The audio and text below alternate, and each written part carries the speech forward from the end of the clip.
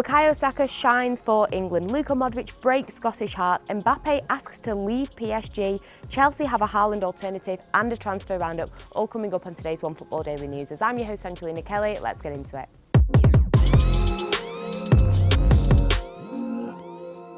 First up, and although England had already qualified for the next round of Euro 2020, their 1-0 victory over the Czech Republic last night meant that they finished at the top of the group.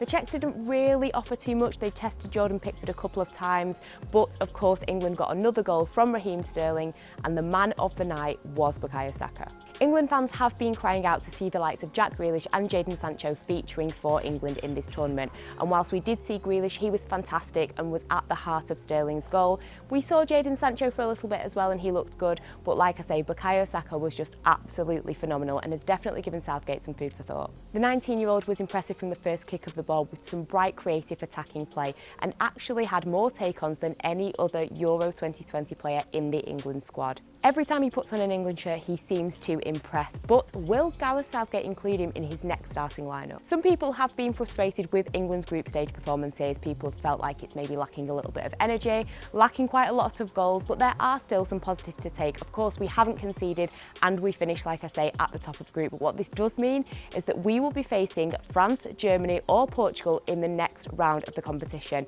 And if Gareth Southgate wants a victory over any of those three teams, he's going to have to find another gear for this England squad. And whilst fans will be eagerly looking forward to that game, for Gareth Southgate, like I say, he's got some thinking to do. It does seem like Raheem Sterling is dominating that left side. And whilst Kane hasn't managed to find a goal yet, I'm sure he will stay there.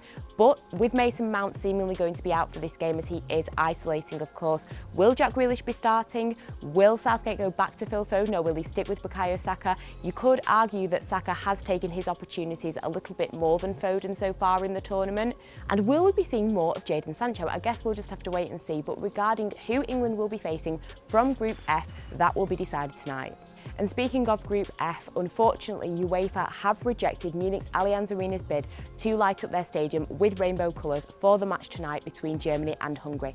This is in response to some anti-LGBTQ+ laws that have been passed in Hungary, but like I say, UEFA have said no to them lighting up the stadium. However, in response to this, numerous clubs across Germany have stated that they will be lighting up their own stadiums with the rainbow colours whilst the match is being played.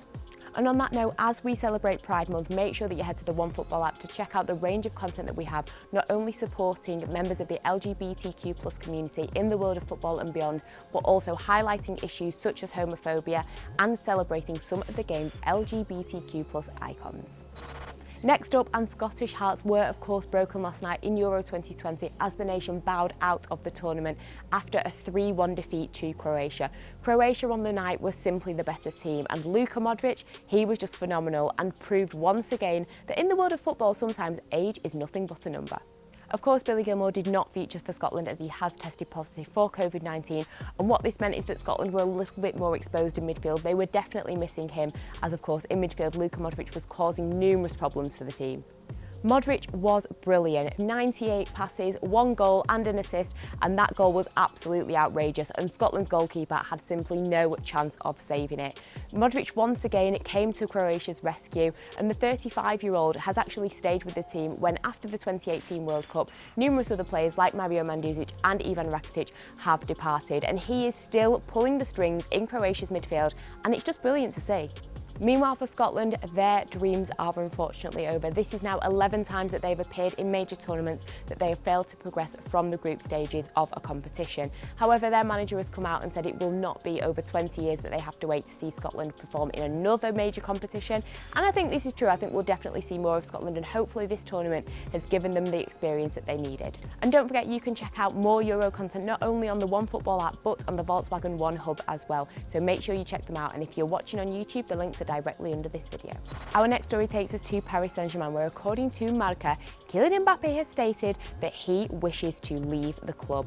Now, of course, the Kylian Mbappe transfer saga of will he stay, will he leave, has been going on for so long now, especially since his current contract is set to expire in 12 months. Of course, he's focusing on the France national team and Euro 2020. He said he's not going to talk about his future, and whilst he has expressed a lot of admiration for PSG, he's yet to sign a new deal.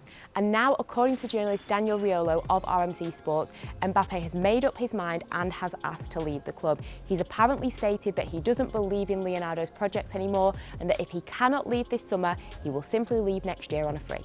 Now, of course, PSG's owners are not happy about this, and in addition, if he does leave, this is just going to cause them another headache as they're going to have to find a replacement. Meanwhile, this news will be music to Florentino Perez's ears at Real Madrid, as of course the club have been linked with the player for so long now and seemingly do want to bring him to the Santiago Bernabeu. However, it is easier said than done, as at the end of the day, if Mbappe does leave this summer, the price tag will not be small.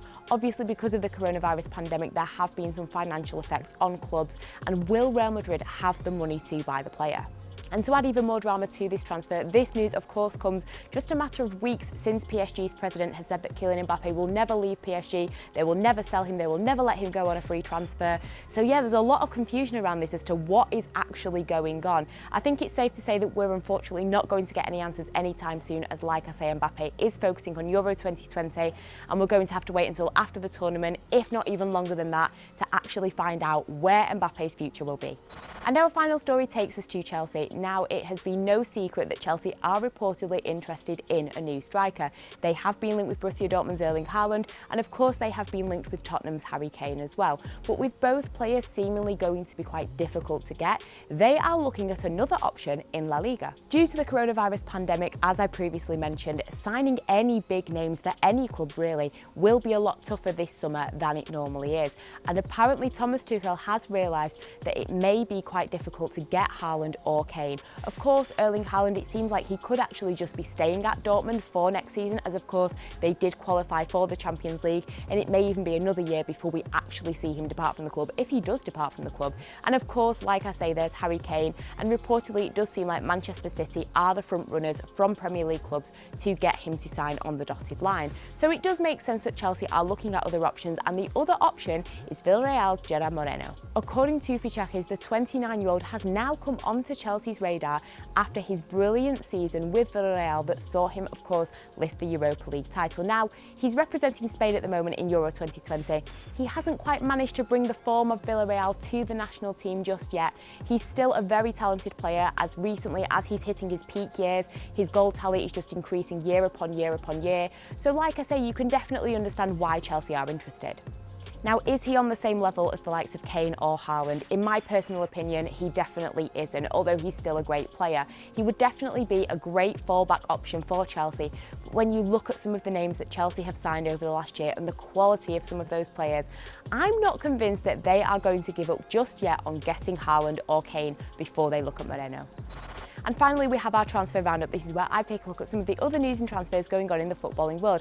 And first up, according to reports, Real Madrid are growing increasingly concerned that they could actually lose Rafael Varane to Manchester United, who of course have reportedly stated that they would be interested in a swap deal between Varane and Paul Pogba. Arsenal could sell 20-year-old William Saliba as they get closer to signing Brighton's Ben White.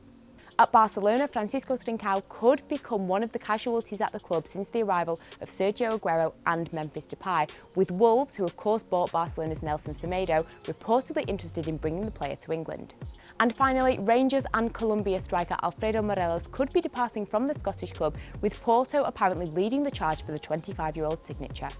So that's everything for today's OneFootball Daily News. As always, check out all the other content that we've got here, and until next time, I will see you all later.